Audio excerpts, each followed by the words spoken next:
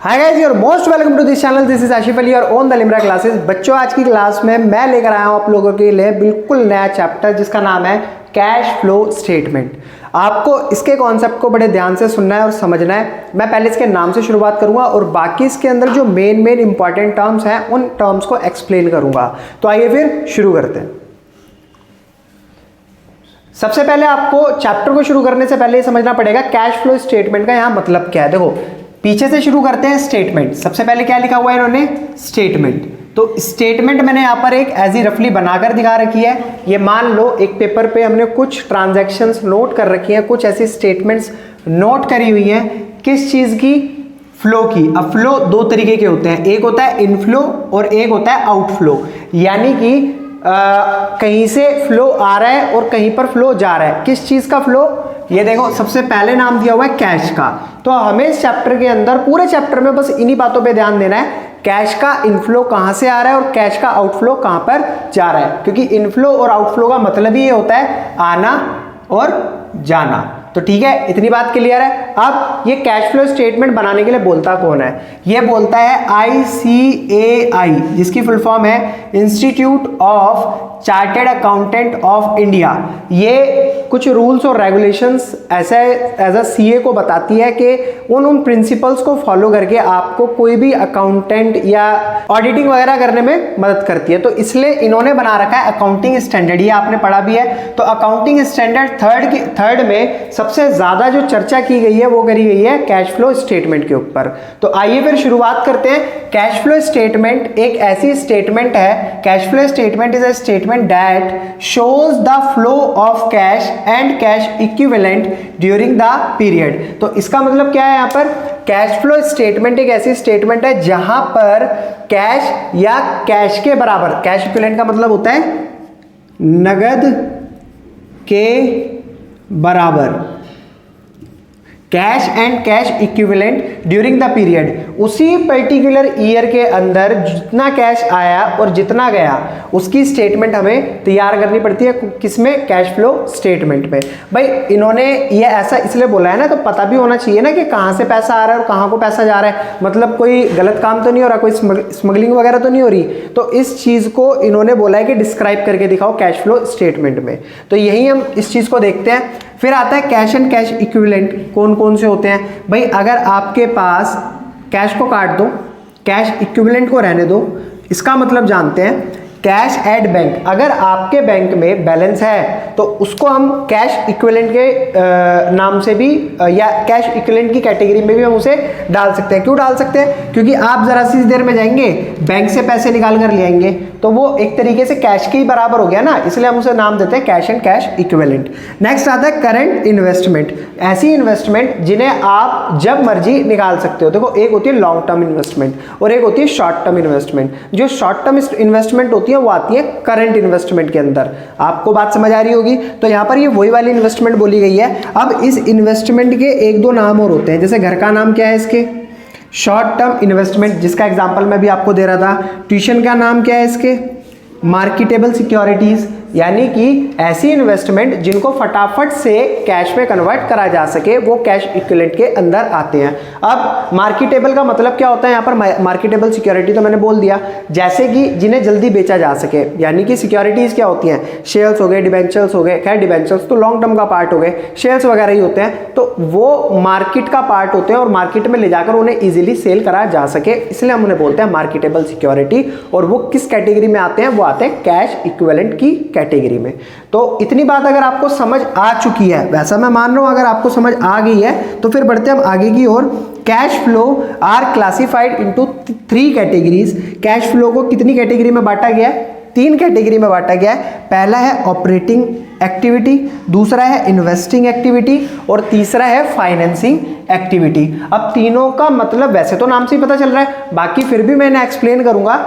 सबसे पहले operating activity. देखो ऑपरेटिंग एक्टिविटी हमें पता है जो हमारे काम से रिलेटेड हो, जैसे मैं यहाँ पर पढ़ा रहा हूँ, मैं टीचिंग कर रहा हूँ, तो मेरे काम से रिलेटेड जो भी एक्टिविटी होगी जिससे मैं पैसा कमाऊंगा, आप लोग या ट्यूशन के बच्चे मेरे को फी पे करेंगे, तो क्या होगा, वो ऑपरेटिंग एक्टिविटी के अंदर आ जाएगा, वो ऑपरेटिंग का पार्ट हो जाएगा। तो यहाँ पर भी यही बोला है, these are principal revenue generating activity, एक ऐसी एक्टिविटी जो हमें उसी काम से, जो हमारा पर्टिकुलर काम है उसी काम से रेवेन्यू जनरेट करके देती है, उसे हम बोलते हैं ऑपरेटिंग एक्टिविटी। या आप शॉर्ट फॉर्म में इसे और ध्यान से समझने के लिए मेन काम लिख सकते हैं। जो भी हमारा नॉर्मली मेन काम है वो हमारा ऑपरेटिंग एक्टिविटी का पार्ट होता है और वहां से हम पैसा कमाते हैं।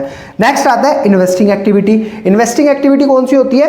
Activity which related to sale and purchase of fix asset and non current investment. ऐसी एक्टिविटी जिनको बेचकर, मतलब कहने का ये है जहां हमने इन्वेस्ट कर रखा है उनकी सेल या परचेज से हम उस निवेश से पैसा निकाल लें या उसमें पैसा डाल दें, उन्हें कहते हैं इन्वेस्टिंग एक्टिविटी। फॉर एग्जांपल आप ऐसा कह सकते हो कि आपने कोई फिक्स एसेट खरीदी, तो वो आपने इन्वेस्टमेंट करी है, जैसे कहीं से प्रॉपर्टी वगैरह खरीद ली तो वो आपकी हो गई इन्वेस्टमेंट। तो वो जो काम है वो आएगा हमारा इन्वेस्टिंग एक्टिविटी के अंदर।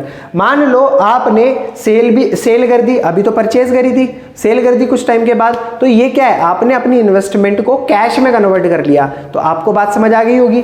तो ये भी ऑपरेटिंग एक्टिविटी क्या होता है, जो मेन काम होता है किसी पर्टिकुलर बिजनेस का, उसे हम ऑपरेटिंग एक्टिविटी के अंदर डालते हैं। और इन्वेस्टिंग एक्टिविटी जब हम सेल परचेज करते हैं अपनी इन्वेस्टमेंट को, वो होती है हमारी investing activity.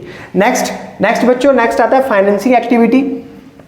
Activity which result in change in size and composition of capital and borrowing.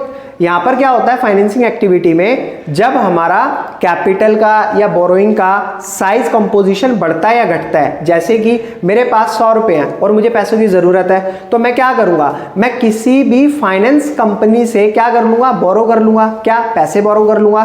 तो क्या हो जाएगा, मेरा जो कैपिटल का साइज है मेरा इंक्रीज हो जाएगा, और अगर मैं उसे खर्च कर दूंगा तो डिक्रीज हो जाएगा। तो ये कौन सी कैटेगरी में आ गया, ये आ गया फाइनेंसिंग एक्टिविटी की कैटेगरी में। अब यहां पर सिंपल सा काम, ऐसे बहुत सारे हमारे फाइनेंस इंस्टीट्यूशंस हैं जो हमें फाइनेंस प्रोवाइड करते हैं। भाई सिंपल सा मतलब ही होता है फाइनेंस का, तो पैसा, मैं यहां लिख देता हूं पैसा, फाइनेंसिंग एक्टिविटी। तो ऐसी एक्टिविटी जहां से पैसे को बोरो करा जा सके या वापस, या किसी को जरूरत है उसको दिया जा सके। तो ठीक है, पैसे के लेन देन को हम कहते हैं फाइनेंसिंग एक्टिविटी। अब बच्चों ये तो थी हमारी इस कैश फ्लो से रिलेटेड। हालांकि ये जो एक्स्ट्रा ऑर्डिनरी आइटम है ये भी कैश फ्लो का ही पार्ट है, बाकी मैं इसे अब एक्सप्लेन करूंगा। एक्स्ट्रा ऑर्डिनरी का एक्चुअल में मतलब होता क्या है ये आपको भी पता है। एक्स्ट्रा ऑर्डिनरी हम उन्हें कहते हैं जो भीड़ में सबसे अलग होते हैं। जैसे कि मान लो 100 बंदों की भीड़ है, उनमें से 99 अलग है और एक अलग है, तो उसे कहते हैं एक्स्ट्रा ऑर्डिनरी। शायद आपको भी कभी क्लास में आपके टीचर ने एक्स्ट्रा ऑर्डिनरी जरूर बोला होगा।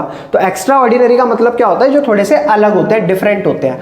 अब इसके बारे में पढ़ते हैं। Extraordinary items are income and expenses that arise from events or transaction that clearly distinct from ordinary business transaction। देखो एक्स्ट्रा ऑर्डिनरी आइटम्स में क्या होता है, ऐसी इनकम्स भी हो सकती हैं और ऐसे एक्सपेंसेस भी हो सकते हैं जो कि किसी इवेंट पर होते हैं, जो कि बिजनेस की ट्रांजैक्शन से थोड़े अलग होते हैं, वो पर्टिकुलर इवेंट्स पर होते हैं। फॉर एग्जांपल आप कह सकते हो प्रीलिमिनरी एक्सपेंसेस। देखो ये कौन सा खर्चा है बच्चों, ये कौन सा खर्चा है, जब कभी किसी फर्म का जन्म होता है, जब कोई फर्म पैदा होती है यानी कि उसको बनाया जाता है, तो उस दौरान किए गए खर्चे को हम कहते हैं प्रीलिमिनरी एक्सपेंसेस। ये फर्म के पूरे जीवन काल में सिर्फ एक बार होता है, जब फर्म बनती है, उसके बाद ये कभी भी नहीं होता, फिर तो फर्म बंद ही होगी। ठीक है, दूसरा होता है वॉलंटरी रिटायरमेंट कंपनसेशन पेड। अब ये क्या है इसका मतलब, देखो बहुत सारे एम्प्लॉइज ऐसे होते हैं, बहुत सारे लोग ऐसे मिलते हैं, जब कभी कंपनी चल रही है, जब कभी फर्म चल रही है,